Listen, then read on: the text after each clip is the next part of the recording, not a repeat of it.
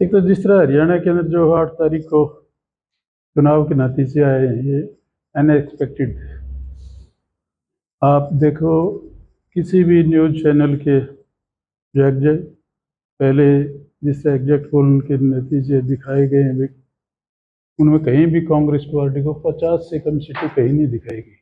और जो हरियाणा के अंदर माहौल था कांग्रेस पार्टी का, खासतौर पर सीनियर लीडर्स ने जो कोशिश की, विशेष रूप से भूपेंद्र सिंह हुड्डा और दीपेंद्र ने जो पिछले 2-3 साल से मेहनत की, और जिस तरह से लोग, आम आदमी की आवाज़ थी कि आने वाली सरकार कांग्रेस पार्टी की होगी, लेकिन जिस तरह से जो रिजल्ट आया है हम इसको एक्सेप्ट नहीं करते। और जहाँ तक बहुत से कॉन्स्टिट्यूंसी से ये ऑब्जेक्शन भी लगाए गए, और अपने बारडा के अंदर भी कुछ एक मशीन ईवीएम के जो बैटरी थी चार्जेज, वो 90% से लेकर 99% तक दिखाई गई। अगर सारा दिन काम करें और उसके बाद भी 90% आती हैं तो ये बिल्कुल गलत है।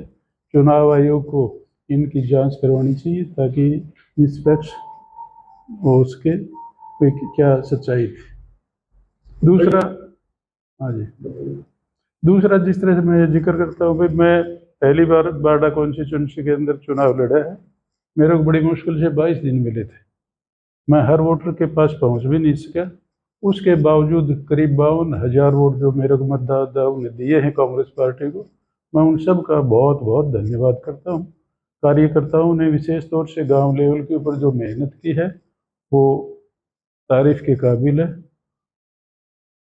ये जिससे आज एक एक कार्यकर्ता हमारे पास टेलीफोन आते हैं हर गांव से, लोग बड़े मायूस हैं। उनको ये उम्मीद नहीं थी कि भाई इस तरह के रिजल्ट यहाँ पे होंगे। कई जगह पे ईवीएम को लेकर प्रदर्शन भी हुए हैं, ईवीएम पर सवाल खड़े किए गए हैं, तो क्या बारडा में प्रदर्शन वगैरह की तैयारी है? मैंने ऑब्जेक्शन लिखे है अपनी तरफ से, चुनाव आयोग को लेटर लिखे हैं कि भाई जिन जिन गाँवों के अंदर हमारे उम्मीद करते थे, जिस तरह से जोजो के अंदर, कादमा के अंदर, चिड़िया के अंदर, बारडा के अंदर हम उम्मीद करते थे, उसके हिसाब से बहुत रिजल्ट हमारे को खराब मिला। और जो ईवीएम के ऊपर जिस तरह से हमने लगाए, हमने भी अपनी बात रखी हुई, इनके जो चार्जेस हैं बैटरी, तो ये अगर चुनाव में निष्पक्ष होता तो इस तरह की बातें नहीं हो सकती थी। बारडा से 60 लोग टिकट मांग रहे थे कांग्रेस पार्टी की, उनका टिकट घटा आपको दिया गया है, तो क्या भीतरी घात की आशंका है? ये तो लोग बता सकते हैं क्या हुआ क्या नहीं। टिकटार्थी तो देखो जिस तरह से हर जगह ही होते हैं और उम्मीद की भी करते हैं, लेकिन हमारे को तो, हमने तो पूरा उनको महत्व भी दिया, हर स्टेज के ऊपर उनको आगे भी रखने की कोशिश की। लेकिन अगर उनने किया है तो लोग देख सकते हैं, भाई लोगों को देखना चाहिए वो कितने की ईमानदारी के साथ वो पार्टी के साथ है और आगे वफादारी दिखा रहे हैं। तो भीतरी घात की आशंका से इनकार नहीं किया जा सकता। ये तो वो तो हुआ है, हुआ है। तो हार के बाद समीक्षा भी की होगी, तो हार का मुख्य कारण क्या मानते हैं? कांग्रेस पार्टी जिस तरह से, पार्टी हाईकमांड भी इस बात का लिए कमेटी बना रही है और वो जांच पड़ताल कर रहे हैं क्या क्या कारण रहे हैं जो चुनाव के हारने के। विशेष तौर पर मैं जिस तरह बताऊं, बारडा के अंदर तो जो धनबल का जो जोर चला है, वो मैं कभी आज तक, इतने लंबा समय हो गया मेरे राजनीति 45 साल हो गए, मैंने इस तरह का यहाँ पर शराब और पैसा लुटाया गया है मैंने कभी नहीं देखा जो यहाँ पे हुआ है। चुनाव प्रचार के दौरान कांग्रेस पार्टी की तरफ से दो बड़े कार्यक्रम हुए हैं, एक तो दीपेंद्र हुड्डा का रोड शो और एक भूपेंद्र सिंह हुड्डा और खड़गे का जो रैली थी, तो दोनों के अंदर बोला गया है कि यहाँ माइनिंग को बंद करेंगे, तो क्या इसका प्रभाव मानते हैं? नहीं नहीं, देखो, दीपेंद्र हुड्डा ने भी कहा था, उस बात को गलत इंटरप्रेट किया गया कि दीपेंद्र हुड्डा ने कहा था जो अवैध माइनिंग और कर रहे हैं हम उनको रोकेंगे। भूपेंद्र सिंह हुड्डा ने भी जिस तरह से कहा, उन्हें साफ क्लियर कहा जो लीगल जो चल रहे हैं उनको किसी को कोई परेशानी नहीं होगी, इससे रोजगार भी बढ़ता है, काम भी मिलता है लोगों को, और देहात में आम आदमी को मटेरियल भी मिलता है। हम अवैध माइनिंग के लिए बात की थी, अवैध माइनिंग के लिए तो हर सरकार कहेगी भी अवैध माइनिंग ना हो।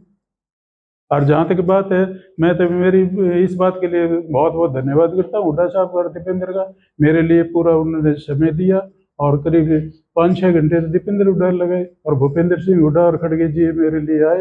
ये तो हमारे लिए गर्व की बात है। बहुत अच्छा माहौल था। इसी माहौल को देख के मैं कह सकता हूँ कि भाई यहाँ पे जो उम्मीद थी हमारे को रिजल्ट की, वो उसके अनुसार हमारे को नहीं मिला। जन जगह चुनाव से दूरी बनाने का कारण शैलजा को देखो, ये महत्वाकांक्षा हर एक की होती है, भाई मैं मुख्यमंत्री बनूं स्टेट के अंदर। अब नीचे के लेवल पर कॉन्स्टिट्यूंसी लेवल होता है कि भाई मैं एमएलए बनूं, लेकिन ये तो साफ क्लियर था कि पार्टी हाईकमांड जो डिसाइड करेगी चुनाव होने के बाद वही करेंगे। बाकी तो जैसे उम्मीदवार जो कहते थे भाई हुड्डा बनेगा, फलाना बनेगा, ये बनेगा, वो तो उनकी बात। लेकिन ये तो क्लियर भूपेंद्र सिंह हुड्डा ने भी कह रखा था कि भाई चीफ मिनिस्टर का चेहरा चुनाव के बाद डिसाइड होगा, ये था साफ। बाकी तो वो महसूस खुद करें, तो उस बात का तो मैं क्या कह सकूं। कांग्रेस के बाद 27,000 वोट लेके एक ये भी बड़ा कांड है, हमारे को ये उम्मीद नहीं थी कि बाकी को इतना वोट मिल जाएगा। जो 27,000 को वोट लेके गया उसमें मेरा विचार में 20,000 कांग्रेस का वोट था, जो कि गलत गया है, और वो सिर्फ पैसे के बल पे सब कुछ हुआ है। तो भविष्य में बाढ़ आने का भी- जहाँ तक मैं पार्टी ने मेरे को जिम्मेवारी दी है, तो मैं जिस तरह जिक्र कर रहा हूँ, पहले मैंने लाहौर के अंदर राजनीति की ईमानदारी से की। हार जीत तो अलग बात है, वो तो लोगों के मर्जी की बात है। यहाँ पे मेरे को पार्टी ने मौका दिया है, काम किया है, और आगे लोगों के बीच में रहूंगा। जहाँ तक बात है यहाँ के लोगों की समस्याओं की बात है, उन बातों को हम बार बार मौके पर जैसे जैसे उठाते रहेंगे। आज जैसे बाजरे की खरीद की बात है, पेमेंट की बात है, सरकार को इन चीज़ों पर गौर करना चाहिए। दूसरा, बिजली के कनेक्शनों के लिए लोग बहुत कम से कम भी साल भर से ज़्यादा लोगों ने कई करोड़ रुपए जमा करवा रखे, लोगों को कनेक्शन नहीं मिल रहे, वो कनेक्शन होने चाहिए। और जो जैसे ये ट्यूबवेल सौर ऊर्जा के कनेक्शन लोगों ने मिले हैं, पानी यहाँ पर बहुत गहरा है, जो कि सौर ऊर्जा की मोटर कामयाब नहीं हो रही। उन लोगों ने अप्लाई किए हुए करीब करीब 3 साल हो गए, लेकिन सरकार की तरफ से उनको कनेक्शन नहीं दिया जा रहा। उनको कनेक्शन देना चाहिए, इस तरह की मेरी मांग भी है।